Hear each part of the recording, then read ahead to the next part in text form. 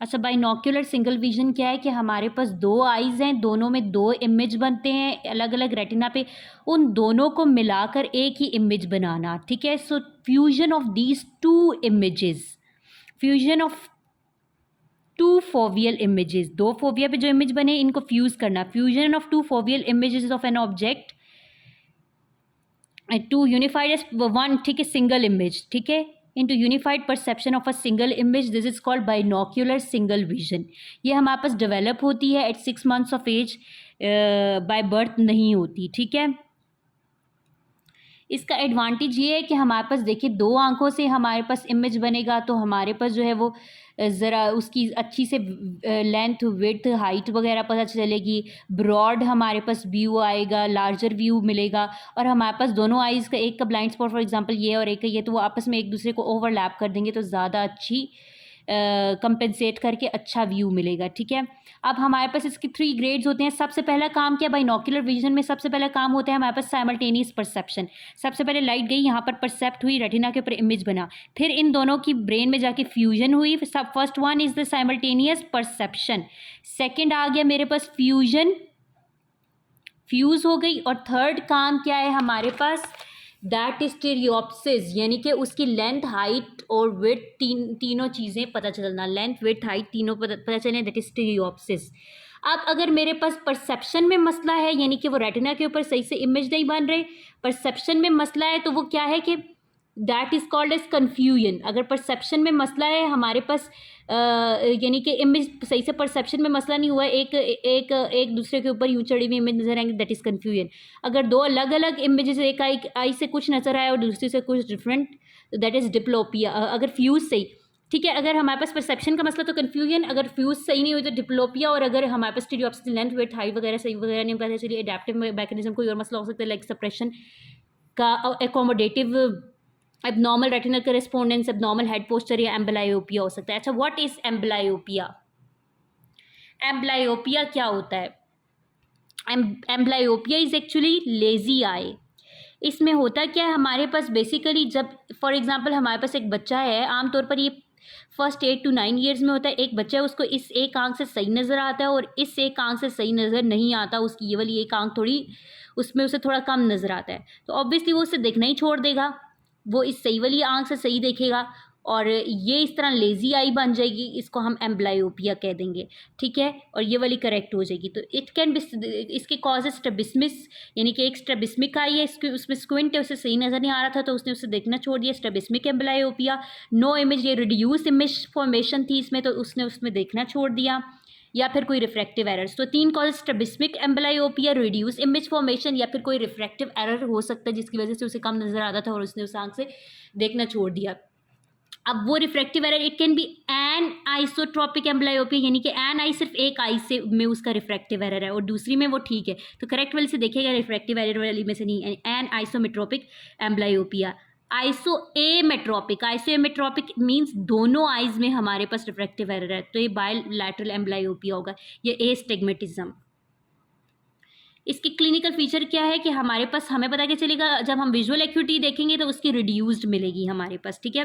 Pin hole test करेंगे तो वो उसमें से फोकस नहीं कर पाएगा, नो इंप्रूवमेंट इन विजन, और क्राउडिंग फिनोमिनन प्रेजेंट होगा। एक वर्ड वो अच्छे से रीड कर लेगा लेकिन ज़्यादा वर्ड्स हम उसको देंगे वो अच्छे से रीड नहीं कर सकेगा। Treatment of amblyopia is very very important. सबसे पहले जो उसका अंडरलाइंग कॉज है उसको रिमूव करें, removal of obstruction of vision, लेक्टोसिस वगैरह या जो भी कैटरैक्ट वगैरह, पहले उस अंडरलाइंग कॉज को रिमूव करें, फिर अगर रिफ्रैक्टिव पावर का मसला है तो उसको करेक्ट करें, रिफ्रैक्टिव एरर को, और इसके अलावा फिर हम जो है इम्प्रूव करेंगे एम्ब्लायोपिक आई को कैसे, बाय ओक्लूजन। ओक्लूजन से हम उसको कैसे कि हमारे पास जो ठीक वाली आई है उसको हम ऑक्लूड कर देंगे, उसके ऊपर कुछ रख देंगे तो वो दूसरी एम्ब्लायोपिक आई से देखने की कोशिश करेगा और ऐसे ऐसे वो ठीक हो जाएगी। या फिर ठीक आई में हम जो है वो पैनलाइजेशन कर सकते हैं, एट्रोपिन डाल दें तो वो वैसे ही मिड्रियासिस हो जाएगी, उसमें से नज़र नहीं आएगा तो वो दूसरी आई में से देखेगा, तो फिर हम पैनलाइजेशन कर सकते हैं, या तो ऑक्लूजन करेंगे या फिर हम पैनलाइजेशन करेंगे, ठीक है। ये ऑक्लूजन दिखाई हुई है। अच्छा, फिर आगे मेरे पास स्ट्रैबिस्मस स्क्विंट दिखाया हुआ है, वो क्या होता है मेरे पास, देयर इज जब when there is misalignment of visual axis of the two eyes, when there is misalignment of the visual axis of the two eyes, देखिए इसमें मिस अलाइनमेंट है, it is called strabismus squint. Orthophoria, orthophoria क्या होता है मेरे पास? अच्छा, orthophoria, orthophoria मतलब means absence of squint, when there is no squint, इसको हम ऑर्थोफोरिया कहते हैं। ठीक है, स्क्विंट ये स्ट्रैबिस्मस हमारे पास डिफरेंट टाइप्स उसका होता है, लेटेंट स्क्विंट या मैनिफेस्ट स्क्विंट। ठीक है, जो मैं बताती हूँ। अच्छा हाँ, उसकी क्लासिफिकेशन है हमारे पास। एक तो जस्ट हमारे पास है कि हमें सिर्फ लग रहा हो स्क्विंट, वो स्क्विंट नहीं है। 3 टाइप्स इसकी हो स्ट्रैबिस्मस की, सूडो स्क्विंट, लेटेंट या मैनिफेस्ट। सूडो स्क्विंट मतलब कि उसमें असल में वो स्क्विंट नहीं है, जस्ट हमें लग रहा है। उसकी वजह ये है कि हमारे पास जो एपिकैंथल फोल्ड्स हैं वो बहुत थिक हुए हैं कि हमें लग रहा है कि आई बॉल यहाँ मीडली मूव की हुई है, तो इसोट्रोपिया लगेगा। या वाइड सेपरेशन ऑफ आईज होगी तो हमें लगेगा जैसे एक्सोट्रोपिया लगेगा। ठीक है, इसोट्रोपिया या एक्सोट्रोपिया। ठीक है, so there is classification of strabismus पे हमारे पास सूडो स्क्विंट है, दूसरा मेरे पास क्या है, लेटेंट स्क्विंट, या फिर हम इसको हेट्रोट्रोपिया कहते हैं, और तीसरा मेरे पास होता है मैनी। ठीक है, first one is pseudo squint. ठीक है, और हमारे पास क्या होता है, फोरियाज को हम लेटेंट स्क्विंट कहते हैं और ट्रोपियाज को हम मैनिफेस्ट स्क्विंट कहते हैं। ट्रोपियाज को हम मैनिफेस्ट स्क्विंट कहते हैं। ये ट्रोपियाज को मैनिफेस्ट स्क्विंट कहेंगे। इट कैन बी पैरालिटिक और नॉन पैरालिटिक। ठीक है, अब हम फोरियाज को हम, मैंने कहा हेट्रोफोरिया भी कह सकते हैं, लेटेंट स्क्विंट है ये। अगर इनवर्ड आई को मूव ठीक है, ये हम हाथ जब रखेंगे तभी हमारे पास सिर्फ ये जब हम आई जो है वो फोकस नहीं कर रही होगी, वो अपनी रेस्ट पोजीशन पे आ जाएगी, तो तब वो हमारे पास ये स्क्विंट नजर आएगा, जिसको हम लेटेंट स्क्विंट कहते हैं। अगर इनवर्ड यहाँ पर आई मूव हुई तो इसोफोरिया है, अगर आउटवर्ड हुई तो इसको हम एक्सोफोरिया कहते हैं। फिर इसके डिफरेंट क्लिनिकल फीचर्स हैं। अच्छा, हम इसकी डायग्नोसिस कैसे करेंगे? हमेशा लेटेंट स्क्विंट फोरिया की डायग्नोसिस होती है 3 चीज़ों की बेस पर। कवर अनकवर टेस्ट से तो हमें पता चलता है, और इसके अलावा मैडॉक्स रॉड टेस्ट होता है, वही जो मैंने इस तरह से रॉड बताया, उसमें इस तरह से हम यूं लाइंस होती हैं, और इस तरह से भी करके हम इसको दोनों तरह से यूज़ कर सकते हैं। इसके ऊपर एक लाइन आएगी और एक डॉट, अगर दोनों ऊपर यूँ एक दूसरे के जुड़े हुए तो ठीक है, करेक्ट है। अगर लाइन इधर और डॉट इधर तो फिर ये ठीक नहीं है। मैडॉक्स रॉड टेस्ट या मैडॉक्स विंग टेस्ट कर सकते हैं। ठीक है, ट्रीटमेंट क्या करेंगे हम? फोरिया का लेटेंट स्क्विंट जो हमें सिर्फ रेस्टिंग पोजीशन पर नज़र आता है, उसके लिए हम अगर कोई रिफ्रैक्टिव एरर है तो उसको ट्रीट करेंगे, ऑर्थोप्टिक एक्सरसाइजेज देंगे, ग्लासेस में प्रिज्म्स दे देंगे, और सर्जिकल ट्रीटमेंट करेंगे। फिर मेरे पास आ जाता है मैनिफेस्ट स्क्विंट, यानी कि जो हर वक्त नज़र आएगा। अगर अंदर कोई इसोफोरिया हो सकता है, एक्सोफोरिया हो सकता है, हाइपरट्रोपिया, हाइपोट्रोपिया, इनसाइक्लोट्रोपिया या एक्साइक्लोट्रोपिया। इसके ये हमारे पास इस तरह से नज़र आता है। ठीक है, इसके 2 टाइप्स होते हैं मैनिफेस्ट स्क्विंट या ट्रोपिया के, दैट इज़ नॉन पैरालिटिक या पैरालिटिक। ठीक है, नॉन पैरालिटिक या फिर पैरालिटिक। अब मेरे पास जो नॉन पैरालिटिक है उसकी रीजंस क्या क्या हो सकती हैं? फर्स्ट रीज़न ये है कि हमारे पास फॉर एग्जांपल हमारे पास जो है वो मैं देखती हूँ। फर्स्ट रीज़न ये हो सकता है कि हमारे पास ये एक बच्चा है, वो मायोपिक है, उसकी दूर की नज़र कमज़ोर है, तो उसकी in front of retina image बनेगी, तो वो अब फोकस करना चाहेगा, इसकी कन्वर्जेंस थोड़ी कम करेगा, लेंथ को थोड़ा पतला करेगा, और फिर जो है वो इन डूइंग सो कन्वर्जेंस कम करने के लिए कि थोड़ी कम कन्वर्जेंस हो ताकि इमेज रेटिना पे बने, तो वो हमारे पास एक्सोट्रोपिया हो जाएगा। इसी तरह एक हाइपरमेट्रोपिक पेशेंट है तो उसका बिहाइंड द रेटिना बनेगा, तो वो उसकी थोड़ी कन्वर्जेंस बढ़ाने के लिए लेंस को थोड़ा मोटा करने की, थिक करने की कोशिश करेगा, कन्वर्जेंस बढ़ाने की, तो वो हमारे पास मिडिली लेंस मूव कर जाएगा। इसोट्रोपिया भी हो सकता है। या फिर थर्ड रीज़न मेरे पास ये हो सकती है कि देयर इज़ एबनॉर्मल, हमारे पास जो है वो अकोमोडेशन कन्वर्जेंस बाय अकोमोडेशन, यानी कि थोड़ी अकोमोडेशन करना चाहिए लेकिन वो ज़्यादा कन्वर्ज होके आई ज़्यादा अंदर कुछ जा रहा है वो लेंस, तो ये हमारे पास abnormal accommodation convergence to accommodation ratio है। या फिर कन्वर्जेंस सेंटर में कोई मसला हो ब्रेन में, ठीक है, या डाइवर्जेंस सेंटर में, या फिर डिफ्यूजन मैकेनिज्म में मसला हो, या फिर कोई और मसला। इस तरह यहाँ पर हमारे पास जो है वो एग्जामिनेशन बहुत इंपॉर्टेंट है।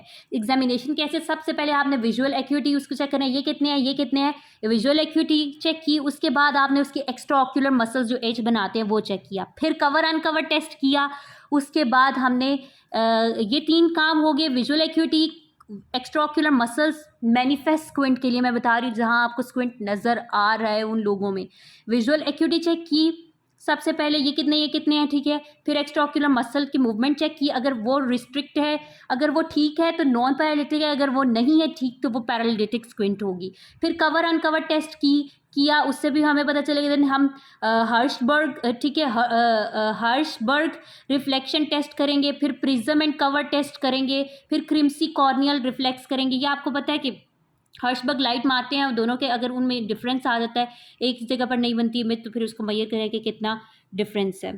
Like 1 millimetre is equal to 15 degree का difference. Prism and cover test, उसमें हम क्या करते हैं, एक आंख के ऊपर प्रिज्म रख देते हैं और दूसरी आंख को हम एक आंख, फॉर एग्जांपल ये एक आंख है, इस आंख में हमारे पास यहाँ पर मैनिफेस्टेड है स्क्विंट, हम इसके ऊपर यहाँ पर प्रिज्म रखेंगे और इसको बार बार कभी फिर इसके ऊपर ऑक्लूडर रखेंगे और इसके ऊपर डिफरेंट होते हैं मार्जिन्स, उसको डिफरेंट करके ऑक्लूडर फिर रख कर फिर हटाएंगे, फिर रखेंगे, जब तक कि यहाँ तक सही नहीं आता तब तक फिर वो जिस लेवल पर आएगी, जिस नंबर पर, उस नंबर के हम उसे ग्लासेस बना देंगे। ये prism and cover test. Crimes की कॉर्नियल रिफ्लेक्स टेस्ट ये है कि हमारे पास अगर इसमें मैनिफेस्ट स्क्विंट है तो हम इस आई में जाकर प्रिज्म रख कर देख लेंगे और बार बार ऑक्लूड करने की कोई ज़रूरत नहीं है, जिस पर ये लेटेंट स्क्विंट इस लेवल का दिखाएगा और ये वाली आंख नॉर्मल होगी, उस लेवल की इसको ग्लासेस बना के दे देंगे, ठीक है। So prism and cover test, Krimsky corneal reflex test, फिर साइक्लोप्लेजिक रिफ्लेक्शन करेंगे। और याद रखिएगा फंडस एग्जामिनेशन इज़ इंपॉर्टेंट, हो सकता है कि उसमें कोई फंडस मसला हो। साइक्लोप्लेजिक रिफ्लेक्शन और ए फंडस एग्जामिनेशन, ठीक है। और इसके अलावा हम डिटरमाइन करेंगे accommodation convergence by accommodation ratio. Treatment क्या है मैनिफेस्ट स्क्विंट का?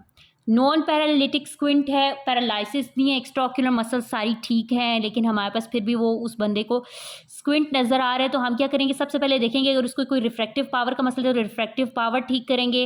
एम्ब्लायोपिक आई है तो एम्ब्लायोपिया की थेरेपी देंगे और उसमें बायफोकल ग्लासेस दे देंगे, उसमें प्रिज्म डाल के। और सर्जरी, हमारे पास मैनिफेस्ट स्क्विंट में सबसे अच्छा ऑप्शन है कि हम सर्जरी कर सकें। अगर इधर मीडियल का है तो हम इसकी हो सकता है इस मसल को हम थोड़ा वीक करते हैं, जिसको हम कहते हैं रीसेशन, या फिर हम यहाँ पर जो लैटरल मसल है इसको थोड़ा स्ट्रॉन्ग कर दें, उसको हम कहते हैं रीसेक्शन। स्ट्रॉन्ग कैसे करेंगे कि हम उसको थोड़ा शॉर्ट करके, थोड़ा काट कर शॉर्ट कर दें, एट द सेम साइड लगा दें, reattach at the same side. This shorting of the muscle increase करती है स्ट्रेंथ, और अगर ज़्यादा उसको हम थोड़ा पोस्टीरियरली लगा देंगे तो वो हमारे पास उसकी स्ट्रेंथ वीक हो जाएगी। अच्छा, आगे आ जाते हैं नॉन पैरालिटिक स्क्विंट। उसकी डिफरेंट चीज़ें, congenital, inflammatory, idiopathic, infection, neoplastic, ठीक है, ट्रॉमेटिक या नियोप्लास्टिक हो सकती है। इसमें हमारे पास यूजली क्या है कि अगर ऑनसेट हमारे पास सडन हुआ तो ये हमारे पास पैरालिटिक स्क्विंट होगा, अगर ग्रेजुअल है तो वो नॉन पैरालिटिक होगा। ओल्ड एज में होता है ये, वो हमारे पास बच्चों में होता है। ये ट्रॉमा होगा, इसमें कोई सिस्टमिक डिजीज़ है, एक बीपी है, डायबिटीज़ वगैरह का मसला होगा। डिप्लोपिया इसमें मेन फंक्शन है, और इसमें क्या है, हमारे पास ऑक्यूलर मूवमेंट्स जो है वो रिस्ट्रिक्ट होंगी और secondary deviation is greater than primary deviation, ठीक है। फिर हमारे पास आ जाती है इसमें एग्जामिनेशन। तो हमने एग्जामिनेशन पे डिफरेंट चीज़ें देखेंगे, इसमें हर्शबर्ग कराएंगे, प्रिज्म बार कवर टेस्ट कराएंगे। अच्छा, हमने इसमें साइनोप्टोफोर में देखेंगे डिप्लोपिया चार्ट। इसमें 3 चीज़ें जो इंपॉर्टेंट करानी है, हर्शबर्ग टेस्ट कराना है क्योंकि मैनिफेस्ट स्क्विंट के लिए मैंने बताया, एक ऑक्यूलोमोटर, हम सबसे पहले विजुअल एक्यूटी कराएंगे, ऑक्यूलोमोटर मूवमेंट्स कराएंगे, हर्शबर्ग टेस्ट करा देंगे। फिर हमने प्रिज्म बार टेस्ट और साइनोप्टोफोर एक बड़ी सी मशीन है उसमें से कराना है, डिप्लोपिया चार्टिंग कराएंगे और हेस स्क्रीन टेस्ट कराएंगे। इसके अलावा हम इसकी इन्वेस्टिगेशन में different blood CPSR, blood sugar करा सकते हैं, यानी कि BP देख सकते हैं, उसको क्या पता शुगर हो, क्या पता कोई और इन्फेक्शन हो, VDRL एन का एंटी न्यूक्लियर एंटीबॉडी करा ले, CT स्कैन, MRI वगैरह के, शायद उसका प्रेशर हो गया। इसके भी हम ट्रीट करने के लिए प्रिज्म दे देंगे, पैचिंग और ओक्लूजन कराएंगे। और हाँ, इसमें मसल्स को हम जो है ओवर एक्टिव जो मसल है उसको डीनर्वेट करने के लिए इंजेक्शन बोटॉक्स का लगा देंगे, botulinum into the opposite muscle that causes denervation, the muscle becomes weak, ठीक है। जो मसल को वीक करने के लिए बोट्यूलिनम का लगा देंगे, प्रिज्म और पैचिंग करा लेंगे, स्क्विंट सर्जरी भी कर सकते हैं। और ये डिफरेंस थोड़ा इंपॉर्टेंट है पैरालिटिक और नॉन पैरालिटिक। पैरालिटिक जो है वो सडन ऑनसेट है, इसका ग्रेजुअल है, ये बच्चों में होता है, ये बुढ़ों में होता है, ये ट्रॉमा के बाद होगा कि सिस्टमिक डिजीज़ होगी, और इसमें ऐसा नहीं होगा, इसमें डिप्लोपिया होता है, इसमें नहीं होता है। और इसमें जो हमारे पास secondary deviation is more than the primary deviation, इसमें हमारे पास मूवमेंट्स जो है वो लिमिटेड होंगी, जब इसमें फुल मूवमेंट्स होगी। इसमें कोई न्यूरोलॉजिकल लीजन भी हो सकती है जबकि इसमें नहीं होगी, इसमें एबनॉर्मल हेड पोस्चर हो सकता है जबकि इसमें नहीं होगी। With this we are done, thank you.